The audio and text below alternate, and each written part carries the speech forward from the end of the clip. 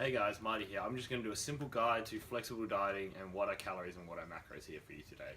So basically all the foods that we consume every day are made up of calories. It's just a unit of energy. And those calories come from the macronutrients, which are your protein, your carbs, and your fats.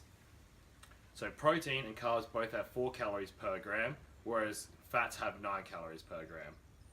So our first step that we want to do is we want to find our maintenance. So the easiest way we could do this is if you're currently maintaining your weight, just record your food for 2 weeks and then we can see how many calories you're consuming that way.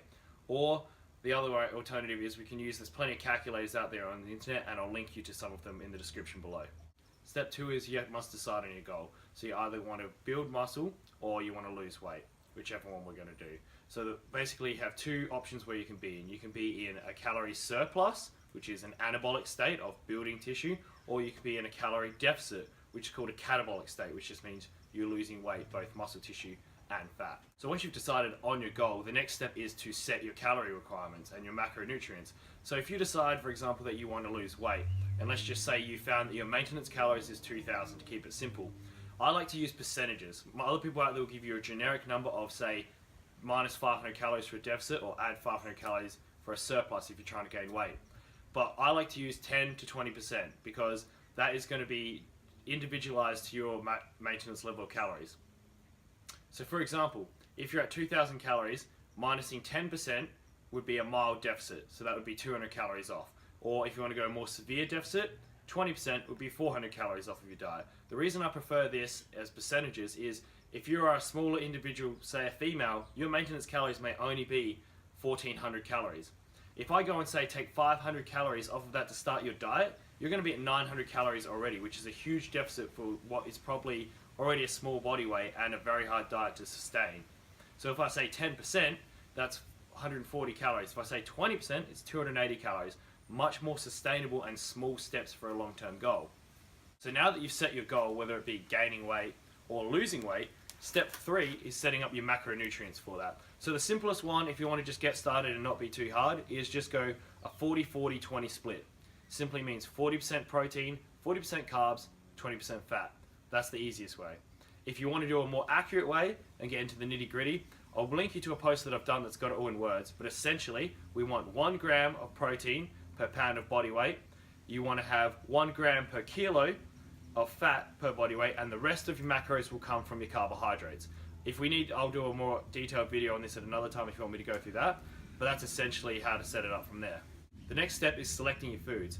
Now, I always like to preach the 80-20 rule, which means 80% of your food should come from quote-unquote healthy foods, like you always think of, like your sweet potatoes, your brown rice, your vegetables, your lean meats. Those sources, unrefined food, should make up the majority of your diet. But of course, 20% of it can come from things you love and you enjoy. If you're someone who loves your donuts or you love your burgers, the whole point of flexible dieting is to understand to fit them in moderation, not just to kick off the day and go, oh, I've blown my diet, so I'm just going to eat everything. So once you decide on the foods you want to have, now it's time to start tracking and set it all up. So there's this app called MyFitnessPal. So what you're going to do is you're going to look at this app. It'll look pretty similar to this one here. You can open it up. From there, you're just going to go to your diary. Let's say you're putting in dinner. So let's say you have a meal of, say, sweet potato, chicken breast, which if you click on it there, you can change the quantities. So now we've got chicken breast. I'm going to make it 200 grams. Right? And now it has the breakdown of what's in that meal for you. So as you can see, 330 calories, 7 grams of fat, 61 grams of protein if you're going to consume. And remember to make note if it's cooked or raw weight. So you add your foods in, add them to your diary. Now, pops up in your diary. If you need, turn your phone sideways, and you can still see the breakdown of what you've had in that meal. So as you can see, that dinner would come to 562 calories and the macro breakdown. At the end of the day, it will total up and compare it to your goals. And that's simply, once you've already done this now, so you've decided your goals and your macronutrients, you've just tried to match them up with whatever food you can every day to achieve your goal.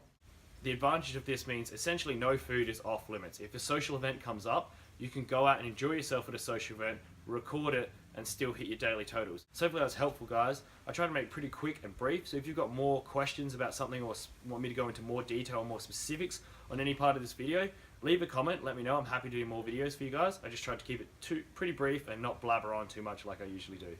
Cheers, guys. Thanks for watching.